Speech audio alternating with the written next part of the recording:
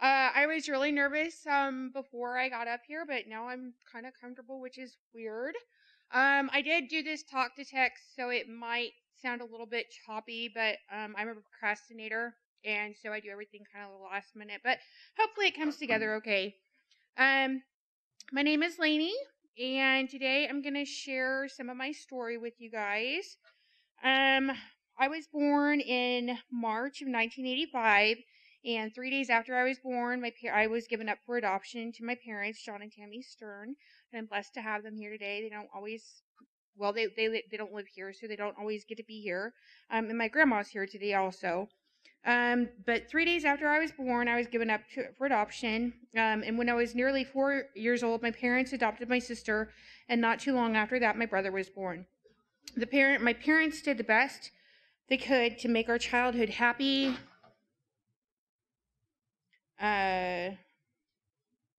adventurous, and loving. They took us to church on a regular basis. We had vacations all over the United States, and we were very well taken care of. I spent most of my childhood being the mean big sister and intentionally stirring the pot that demanded my parents make me the center of all of their attention. I had anger and abandonment issues since I could remember, and I was going to counseling on a regular basis at the age of 4 until I was about 16. But instead of using the help that they offered, I continued to be rebellious. I had physical tantrums, lots of screaming, crying, slapping, kicking, and the only reason I could tell you that happened is because I was angry. I didn't understand it. Unfortunately, a lot of times this would happen in front of my brother and sister, and in the long run, this made them very afraid of me, which is understandable. I wasn't doing very well in school. I was what you would call the problem child. And most of my time being at home was spent being grounded. This made me go against my parents even more. I would go out of my way to do things to hurt them just because I could. So when I turned 14, my life took a pretty drastic turn. I started smoking cigarettes, weed, and then I eventually got into meth. I wasn't one of those people that could just use on a recreational basis. The first time I did it, I was addicted, and it didn't matter what it was. I hated myself and I hated my life.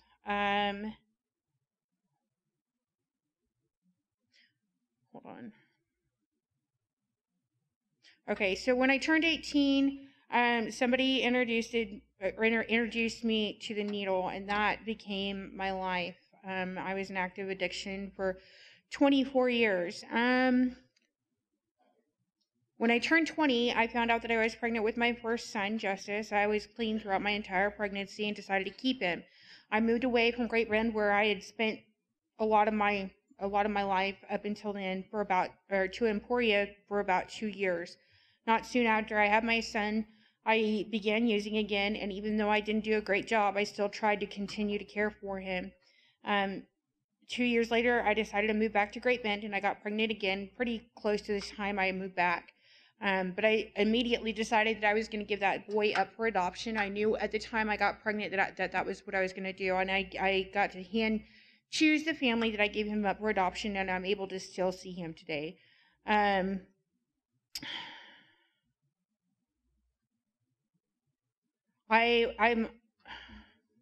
sorry. Okay, so around the age of, well, hold on. I'm sorry, I'm getting confused here because I'm not reading it word for word. So then I got pregnant with my daughter, and not too long after that, my oldest son's dad was murdered over a bad drug deal, and at that point, my life started spiraling even more and more. It was just an ongoing, never-ending, vicious cycle. I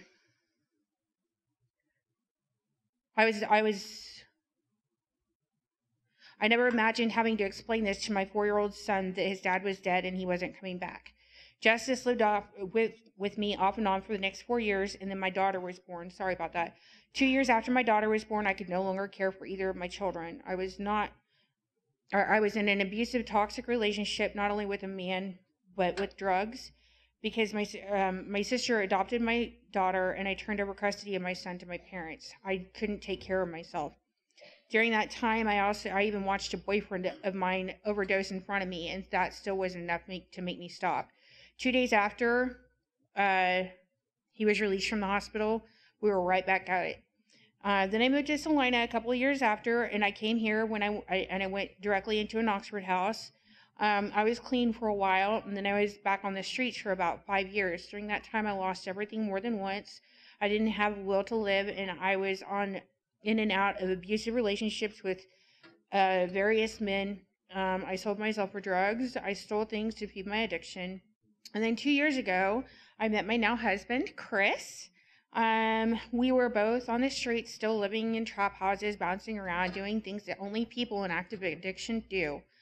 6 months into our relationship, Chris went to jail, which was, in a way, a godsend. We needed a break. We were bad for each other. We spent most of our time fighting and arguing and running away from each other. And so it's impossible to have a healthy relationship when you're in active addiction. During the time he was in jail, I did my best to move on, and that also meant digging myself deeper into my addiction to cover up all the pain I had experienced. I am happy to tell you that this is where my story takes a turn for the good. 4 months later, when Chris got out of jail, he called me and asked me to meet him. I didn't want to, but the sound of his voice was different, and I was intrigued. I had to find out what his plans were and decide whether or not to move forward with our relationship, so I agreed.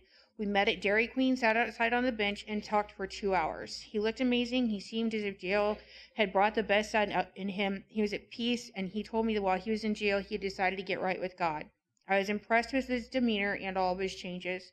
I told him that I had still been using, and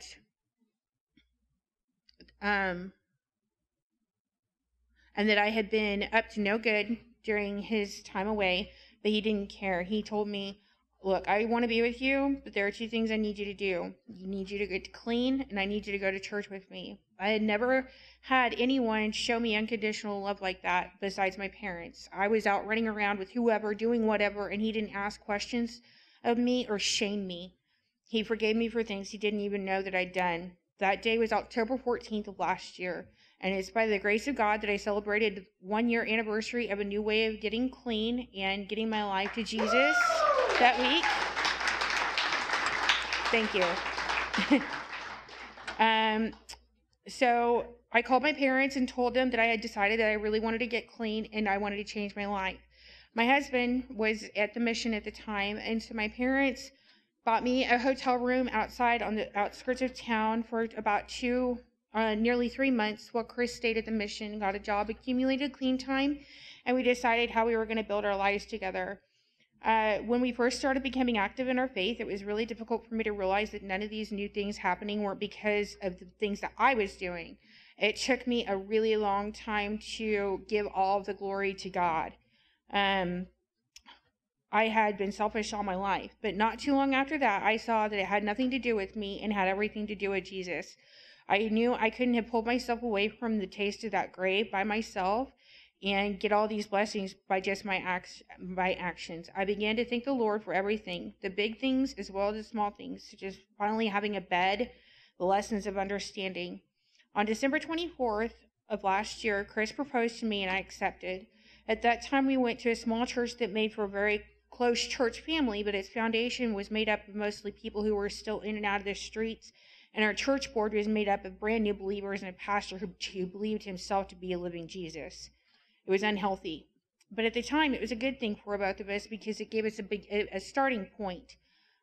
We were learning how to pray together, how to be honest, how to function without drugs, and best of all, we were learning that there was a difference in being happy and having joy in life. Happiness is a temporary feeling, whereas joy is an action verb that only can be given by the grace of God.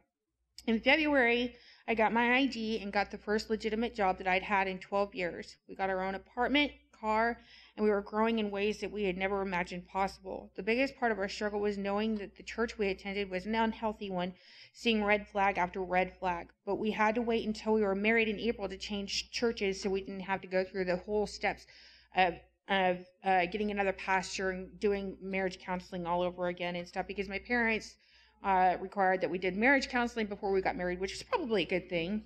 Um, um, so, but we did quit teaching the Bible study that we were in charge of at that church because we were in charge of teaching a Bible study.